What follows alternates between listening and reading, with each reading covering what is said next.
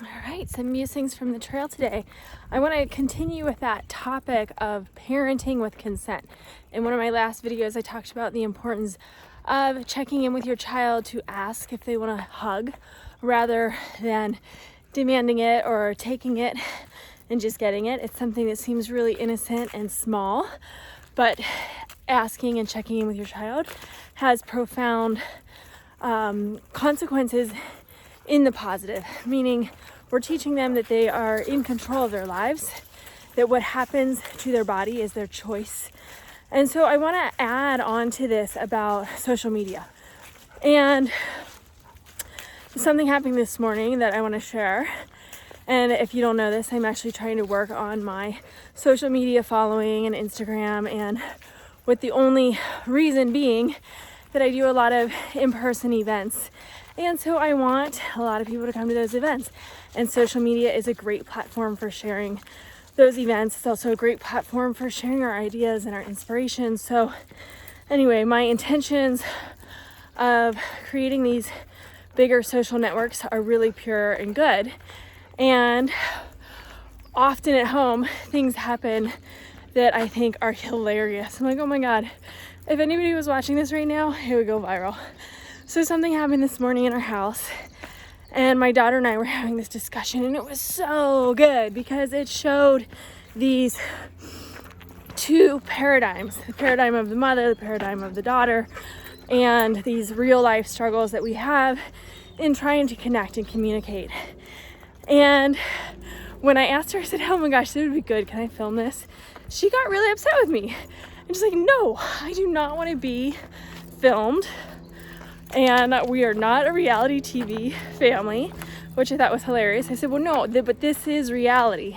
This is the stuff that people are struggling with, and I think it would be beneficial. Anyway, long story short, she did not want me to do that. So I had to respect that. And today as I'm walking, I'm thinking back about when I first started to post on Enlightened Mamas on social media.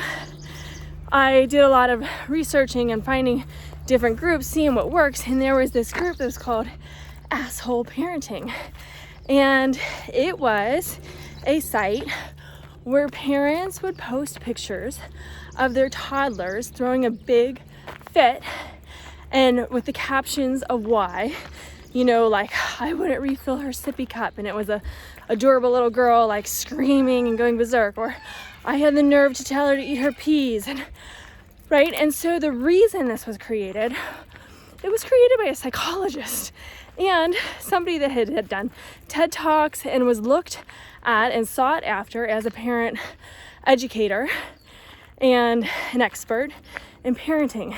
And she created this because she wanted parents to know that they weren't alone, that parenting is hard. Sometimes kids throw fits for the simplest of reasons, and a lot of times they're throwing fits because we're just being good parents and doing the right thing. But the medium that was used that garnered a lot of attention and traction was of their own children in compromising positions when they were in pain and suffering and throwing fits, right? And so everybody loved this. Thumbs up, hearts, hearts, hearts, hearts. And I'm like, am I the only one that sees how horrendously wrong this is? And let me tell you why it's wrong. This is a form of bullying. It is cyberbullying at the worst, because it is parents cyberbullying their children. Yeah, the children didn't see it. Yeah, the children don't know. But what you're doing is you're creating an entire online profile based on your children's suffering and misery so that you can get other people to collaborate and support you. See, look at how hard this is.